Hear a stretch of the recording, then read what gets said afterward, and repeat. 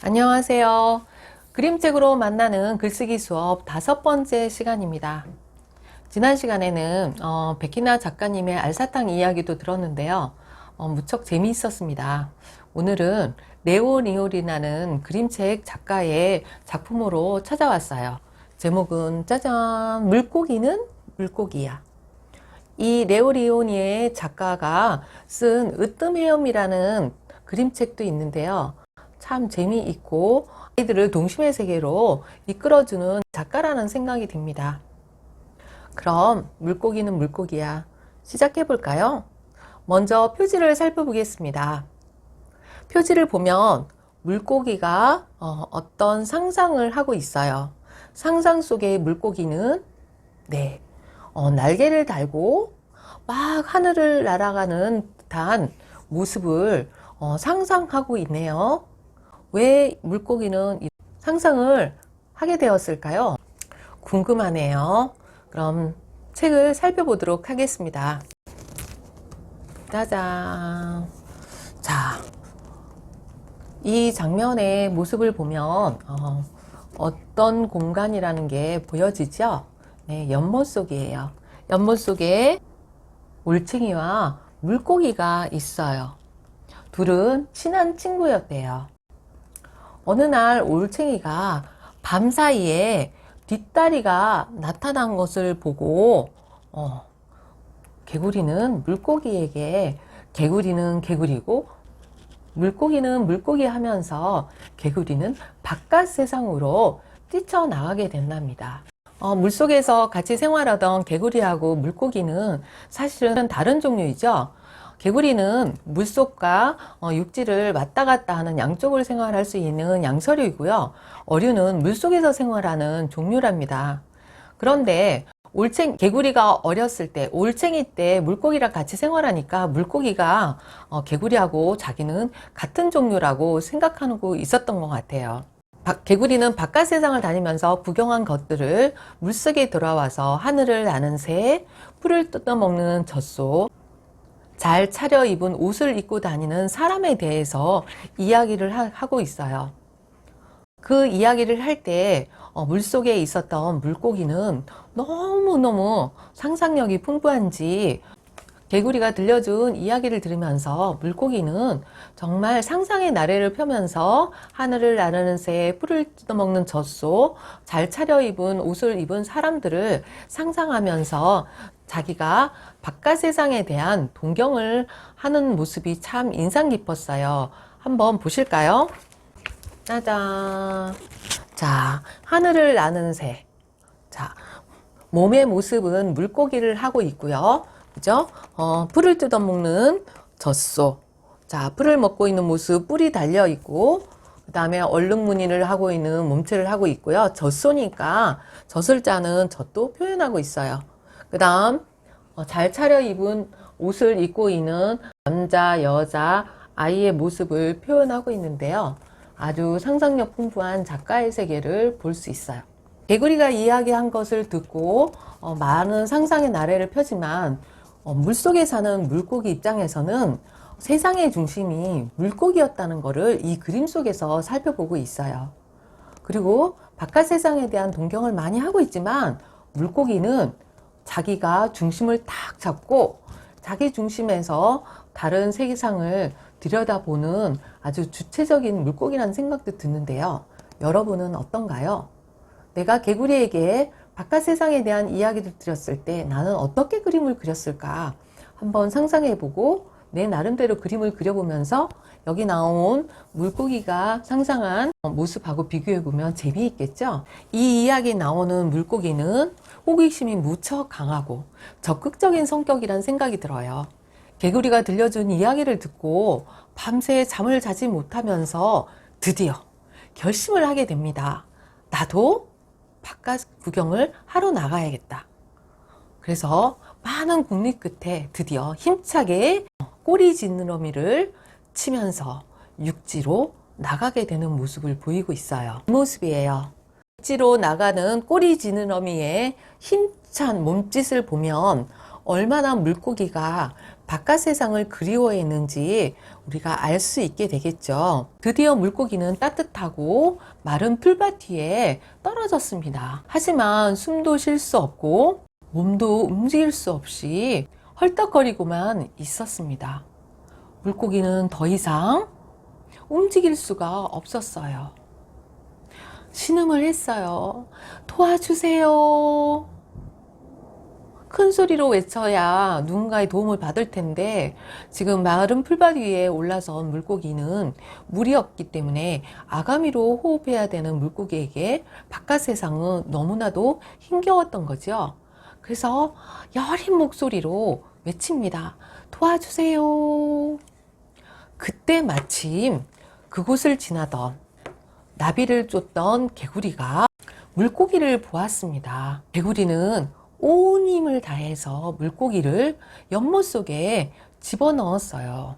그리고 물고기는 한동안 정신을 차리지 못하고 이리저리 돌아다니다가 아가미에 시원하고 깨끗한 물이 스며들자 정신을 차리고 위아래로 움직이기 시작했답니다. 물고기는 정신을 차리자 연못 속이 세상에서 가장 아름다운 곳이라는 것을 알게 되었죠. 그리고 바깥에서 물고기를 쳐다보고 있는 개구리에게 말을 해요. 내 말이 맞았어. 물고기는 물고기야. 하면서 이야기가 끝나는 책이랍니다. 여러분, 재미있게 보았나요? 드디어 물고기는 자신의 존재를 깨닫고 연못 속에서 행복하게 되었다는 이야기예요. 물고기는 바깥 세상을 또 동경할까요? 우리도 가끔 나의 장점은 아랑곳하지 않고 다른 친구들이나 다른 사람이 갖고 있는 장점을 많이 부러워하는 경우도 있었답니다. 그래서 나의 것은 송두리째 버리고 다른 사람 것을 취하려고 물건을 가져가거나 또한 그 사람을 따라잡기 위해서 막 열심히 노력한 적도 있을 거예요. 어떤 경우에는 내가 가진 장점조차도 잃게 되는 경우도 많이 보았는데요. 물고기는 물고기화를 통해서 우리가 어떻게 살아가야 되는가에 대해서 많은 생각을 하게 되는 책이라는 생각이 듭니다. 여러분은 이 책 속에서 가장 마음에 드는 장면은 어느 곳이었나요? 선생님은 아까도 보여드린 것처럼 물고기가 힘차게 지느러미를 휘감으면서 육지로 뛰어오르는 이 장면을 제일 마음에 드는 장면으로 뽑았어요.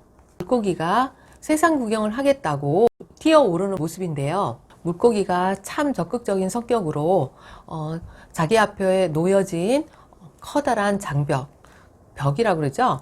벽을 뛰어넘어서 새로운 세계에 대해서 도전하는 모습 때문에 가장 인상 깊었답니다.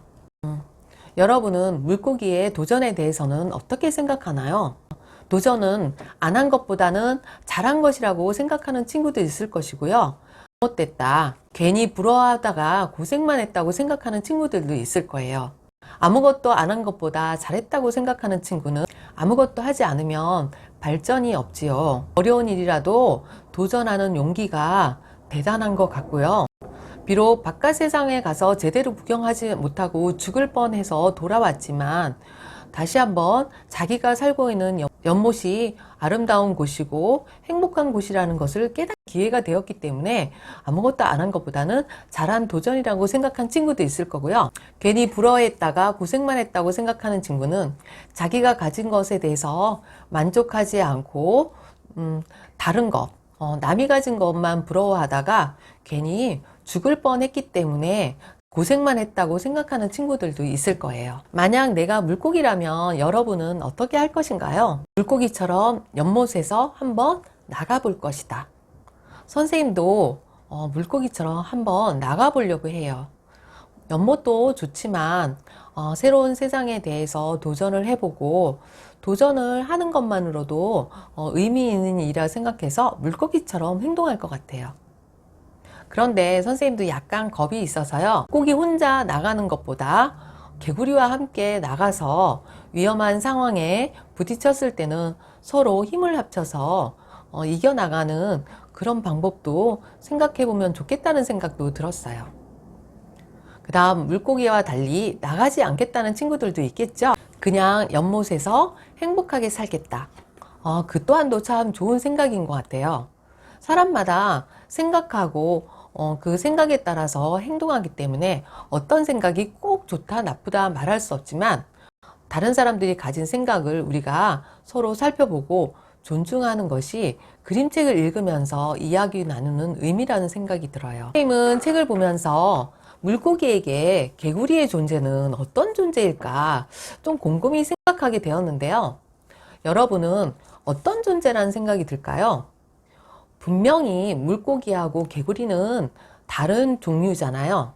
그래서 물고기의 가족이라고 말할 수는 없을 것 같아요. 그래서 물고기에게 개구리는 어떤 존재일까? 여러분은 어떤 존재라는 생각이 드나요? 선생님은 가족은 아니지만 가까운 이웃이라는 생각이 드네요. 여러분은 또 어떤 존재라고 생각이 들까요? 친구? 네, 그래요. 이웃과 친구라고 생각하면 서로 도움을 주고 도움을 받을 수 있는 정말 좋은 관계로 남을 수 있다는 생각이 드네요.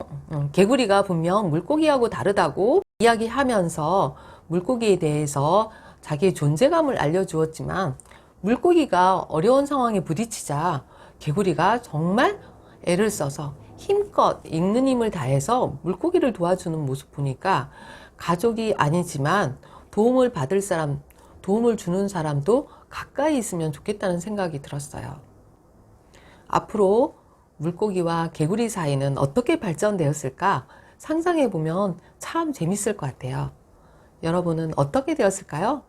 여전히 개구리는 바깥 세상을 넘나들면서 신나게 바깥 세상에 대한 이야기를 들려줄까요?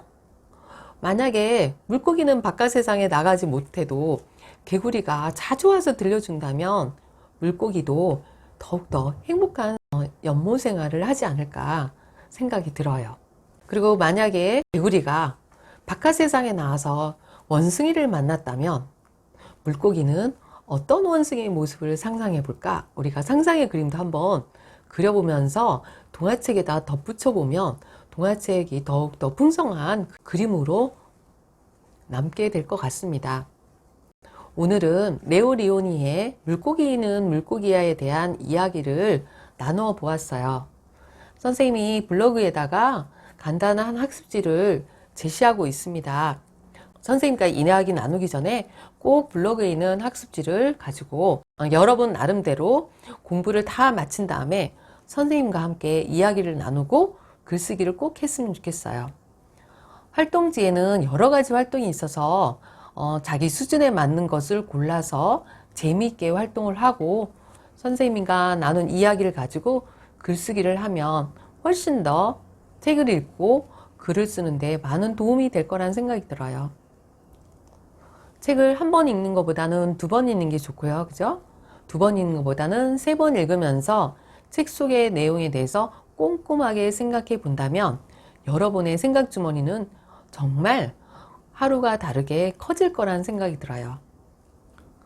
오늘은 레오 리오니의 물고기는 물고기에 대해서 이야기를 나눠보았는데요. 다음 시간에 또 만나도록 합니다. 안녕.